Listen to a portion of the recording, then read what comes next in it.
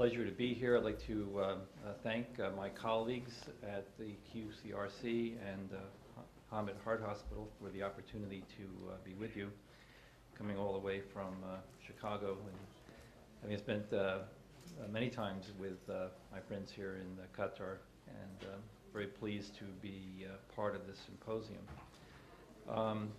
So I've been asked to talk about the guidelines for revascularization. Obviously, this is a complex and tortuous subject. I'll focus this primarily on patients with stable coronary disease to frame the debate for the next two speakers. So we have the updated PCI guidelines as part of the 2009 ACC-AHA STEMI and PCI update. We have the 2011 CABA guidelines from the ACC-AHA, updating the 2002 guidelines from previous years. And then we also have the 2010 guidelines from the ESC.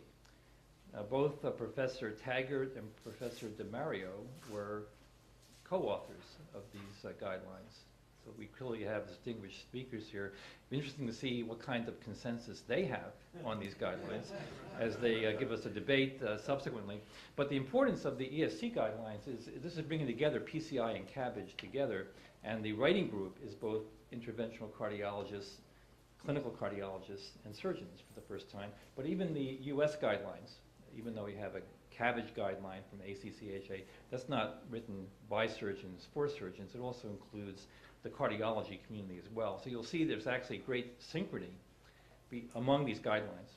The good news is there's pretty good consensus across the ACC-AHA, ESC, and the European Association of Cardiothoracic Surgery. You've seen this before from Professor Taggart. It's well known to many of you, but perhaps not all of you. So when we talk about Class 1 guidelines, we should do it. 2A, reasonable to do it, less severe evidence. 2B, even less evidence, but at least we should consider it. Whereas Class 3 means that we should not do it. It's either not useful or could be harmful. And then, of course, we also look at the level of evidence, which is the estimate of the certainty of treatment effect. Level of A, meaning we have multiple large-scale clinical trials. Level B, perhaps a single clinical trial, but at least some good evidence.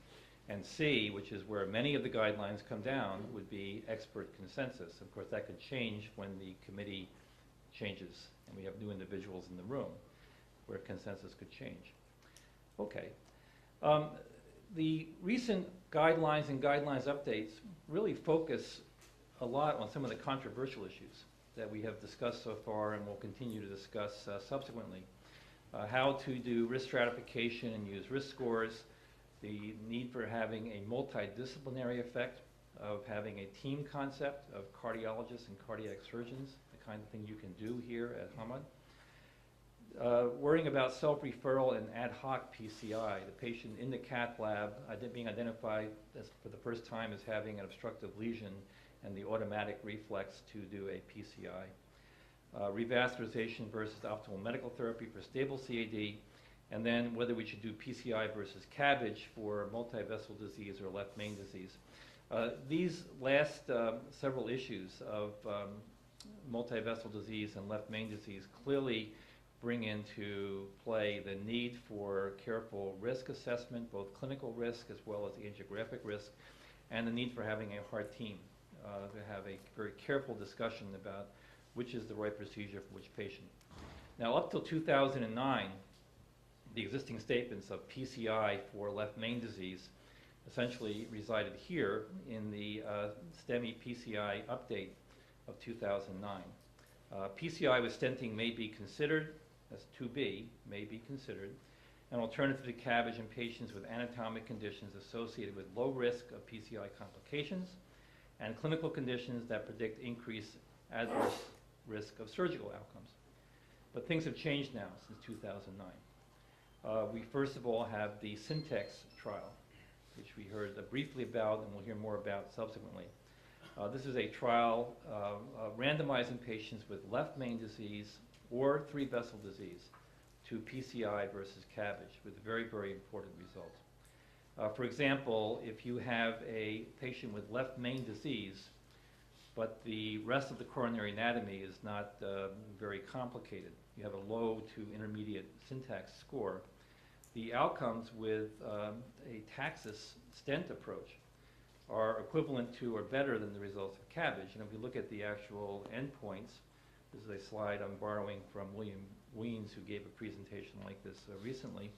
One sees that the outcomes with PCI relative to some of the issues like death and CVA, strokes, much better with PCI, at least not inferior to CABG. Whereas in patients with three-vessel disease who have very high syntax scores, the outcome is considerably better with CABG compared to PCI. So a scoring system and a careful approach to identifying patients who may be better candidates for in this case, CABG versus Taxus would be appropriate. And so the 2011 guidelines from ACC-AHA have this to say now about the unprotected left main or complex CAD. A heart team approach is recommended, and one should consider a calculation of the scores, both the clinical score from STS and the angiographic score from syntax. The ESC guidelines come down with very similar, very, I think, thoughtful statements. Patients should be adequately informed about potential benefits and short-term and long-term risks of revascularization procedures. Enough time should be spared for informed decision-making. The appropriate management strategy in patients with multivessel disease should be discussed with the heart team. So there's three important points here. Informed discussions with patients, time to consider the options and discuss this with patients, and the use of a multidisciplinary approach in these higher risk patients with more complicated clinical and anatomic features to make the appropriate decision, putting the patient in the center of the discussion. What is best for the patient? So the heart team is important, and I know you have such a team in place here. Organizing morbidity mortality conferences, reviewing institutional results transparently for benchmarking and guidance in decision making, ensuring proper patient information and consent, including adequate discussions of alternatives, risks, benefits, and short and long-term outcomes, and then designing the specific institutional protocols and clinical care pathways for patients, both with acute and stable coronary artery disease, according to the anatomic lesion subsets.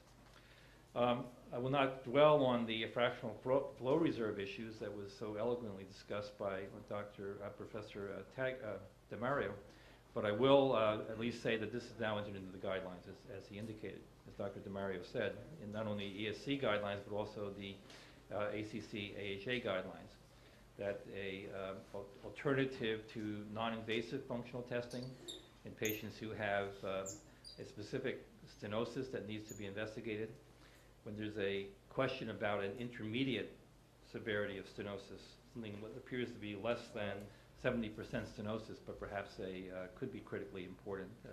Functional significance of that lesion would be warranted, as Dr. DeMario indicated, but not to use this routinely in patients who have clear-cut symptoms and clear-cut abnormalities on non-invasive testing. Okay, so for the next few minutes, I'll talk about the guidelines recommendations for improving outcomes of patients with stable coronary disease. For improving symptoms, the European guidelines have a Class 1A recommendation for patients with a stenosis greater than 50% with limiting angina, unresponsive to medical therapy. We see also the other recommendations for stenosis greater than 50% in patients who have dyspnea but evidence of ischemia, it's a 2A, but Class 3 for improving symptoms in patients who have no limiting symptoms on optimal medical therapy. You can't make patients have fewer symptoms when their symptoms are already very well controlled. Regarding the indications for revascularization to improve prognosis, Class 1 for left main greater than 50, Class 1 for any LAD lesion greater than 50 with documented ischemia, or a fractional flow reserve less than 0.8, as we heard previously. Class 1 for 2 or 3 vessel disease, left ventricular dysfunction, and ischemia or abnormal fractional flow reserve. Class 1 for a large area of ischemia, Class 1 for patients who have a single remaining patent vessel with ischemia or a fractional flow reserve less than 80. but class 3 for patients, in other words, we should not do it in patients with single vessel disease, not involving the LAD, and no ischemia. Well, that's fine, but now which test, but also which procedure do we recommend? PCI versus CABA. And this is where I think both the US and European guidelines have been very important recently in giving us the distinction between PCI versus CABA. And of course, we're going to hear much more about this after the break in the debate. You saw this previously from Professor Taggart. CABA versus PCI. From the European guidelines, in patients with 1 or 2 vessel disease, it depends on whether we're dealing with a proximal or non-proximal LAD lesion. If it's a proximal LAD, the consensus of the group was that CABA would be a class 1, PCI would be a 2A. That gives weight of consensus here toward CABA. In patients with 3 vessel disease, the issue is, are we dealing with simple lesions that are easily revascularizable, possible with PCI, and a low syntax score, in which we have very similar recommendations of CABA versus PCI, as seen above.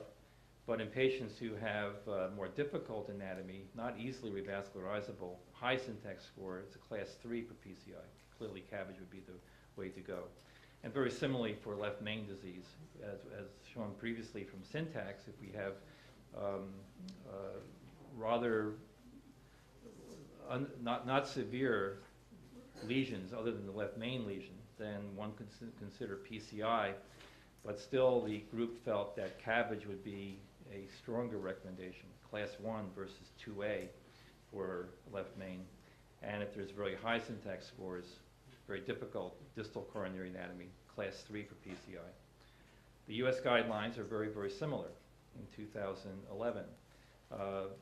Notice for 1 or 2 vessel disease proximal LAD here, one sees either a 2A or a class 1, depending upon whether we're dealing with single vessel disease, which would be a 2A, or double vessel disease, class 1, considering whether we should revascularize to improve prognosis. What's the evidence that revascularizing single vessel disease actually leads to an improvement in prognosis in patients whose symptoms can be controlled? And then similarly, one sees very consistent agreement with the European approach that for most of the other more complex lesions, although one can certainly consider PCI with appropriate anatomy, CABA clearly would also never be wrong in a patient who has 3 vessel disease, complex anatomy, or left main disease. Finally, in the US, as you've heard earlier, we're also moving toward a different set of recommendations as we're dealing with some of our own healthcare issues, moving beyond guideline statements to say what is appropriate. What is the clinical scenario where one approach is more appropriate than the other? And we have now what are called appropriateness criteria, or more recently rephrased, the appropriate use criteria. The appropriate use criteria for coronary revascularization was updated this month, 2012, in JAC. And these now grade appropriateness is either appropriate, A, uncertain, U, or inappropriate, I. 2 vessel disease proximal LAD, it's appropriate to consider revascularizing with CABA or PCI. 3 vessel disease, again, depends on the complex or less complex anatomy. If there's a low CAD burden with focal stenoses and a low syntax score, it would be appropriate to revascularize with either PCI or CABA. Whereas if it's a more complex anatomy, high CAD burden, multiple diffuse lesions, or a high syntax score, PCI is uncertain, whereas CABA would clearly be appropriate. For left main disease, very similar to our guideline statement, for isolated lesions, more complex disease, high syntax scores, across the board, CABA is always appropriate. Uncertain effect for PCI, and inappropriate in red for left main disease, unfavorable anatomy, high syntax scores. Now, if you've been following this literature, and it's quite recent, having been published only a month ago, there's been already editorials written about this, mostly coming from the interventional cardiologists, arguing about the uncertain data shown here.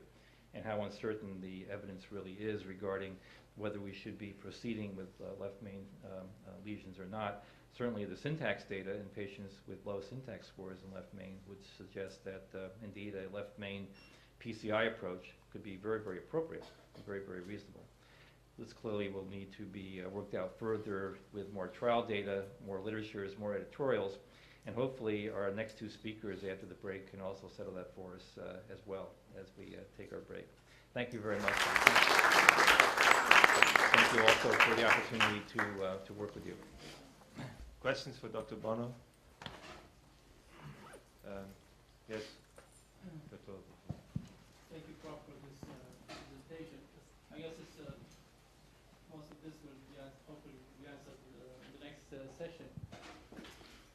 But from surgeon's perspective, at least what I see is that surgery apparently is a gold standard treatment of those cases. And always the cardiologists initiate, let's say, studies, guidelines to counteract the surgeons' yeah. Well, not biased. They're not biased. They're clear about this. So you see that what I see is that always the cardiologists are trying to retaliate, let's say, to defend their position by initiating more studies. And most of these studies have shown that the same thing, that what you presented already. So you'll notice as I was sitting next to you, and we had that case presentation from Dr. Olivoto earlier, that I was one of the cardiologists raising my hands that I would have referred that patient to surgery. I could be criticized because that patient may do quite well once we see the anatomy with the angiography as well. And of course, I'm a non-invasive cardiologist, and so I'm in the situation of referring my patients in one direction or the other. Clearly, if I'm more interventional, and I'm in the cath lab, and I have a patient on the table who has a discrete coronary lesion, who has symptoms and ischemia, I think it's relatively easy to say I'm going to treat that patient at this time. We do have issues of self-referral, at least in my country, and we do have issues of perhaps too many ad hoc decisions being made without discussion with patients regarding other options or alternatives, without discussing with family and without using a team approach. And I think we do too much of that. Many times it's a simple decision, but many times it's not. And I think it's easy when you're in a trial or when you're writing guidelines to say that we'll do a diagnostic angiogram and then we will stop and we'll have a lengthy discussion, and then we'll determine whether to go back in and do the PCI, but that of course is not practical in many settings. And our patients also want to have a single test, a single procedure, not multiple procedures. And so it is complex in operationalizing the team-based approach and the multidisciplinary approach and all of the discussions that should be done. Could be quite difficult. I had the opportunity actually to read Professor Taggart's review recently in the European Journal, Cardiothoracic Surgery, where you actually got into a lot of these details quite well. How practical is the guidelines approach to, discussions, time, and team-based heart team approaches. Can I just make a quick comment on it? Of course. Yeah, I think people misunderstand this concept to some extent of the heart team. Because the whole point of the heart team says that if you're following the guidelines, you don't need to discuss every patient. But where the heart team is at its most useful is when you are deciding that you're not going to follow the guidelines, because this is what protects the patient. So no one's ever going to criticize you if you say, well, I carried out a treatment recommended by the guidelines without discussing it with everyone else. But I think as I say, I think the thing about the guidelines, which are excellent, is that they give protection to patients by making sure that patients who are not following guidelines, they should be discussed by the team. What is the role of waiting? In that sense, we know that many revascularization options will not change the prognosis in patients, but only act on symptoms. And so we should probably, there are patients in which probably favorable to wait, not only to discuss the option, but also to see how well Yes. treatment works, Yes, medical yes, treatment works. Yes. Usually, at least in my country, by the time the patient is in the cath lab, there's already evidence of ischemia. And many times those patients have already been on optimal medical therapy. Many times they've not, but that's the way it should be. And so that would be the scenario where revascularization would be warranted because the patient has already failed medical therapy and or has significant ischemia. Many times I will recommend a catheterization for a patient because the non-invasive test is equivocal. The patient has symptoms, and I want to make a diagnosis of coronary disease or not. And I tell the patient this is important, even if we don't revascularize you, because it's going to tell us whether or not we should be applying very aggressive secondary prevention or just primary prevention. And so that's sometimes where we do make a decision in the cath lab not to proceed with revascularization when there's mild disease that might be treated medically. I have one question which is slightly aside from this, but I think you're involved extensively on the STITCH trial, which is slightly in the heart failure. And I know it's created a lot of controversy between us and the surgeon, which they don't believe it. But I need your input and where is the role of the STITCH trial results in guiding us to this? Well, thank you. So the STITCH trial, for those of you who are not familiar with it, was a randomized trial of patients with coronary artery disease and ejection fractions of less than 35%. It was the first randomized trial of revascularization versus medical therapy for patients with left ventricular dysfunction of that severity. And the results were that there was no difference in outcome in patients treated medically versus surgically when you look at the overall results. The p-value was not significant. The trend was for a better outcome with surgery, but it was not significant. This then leads to all of the spins that occur after a large clinical trial, because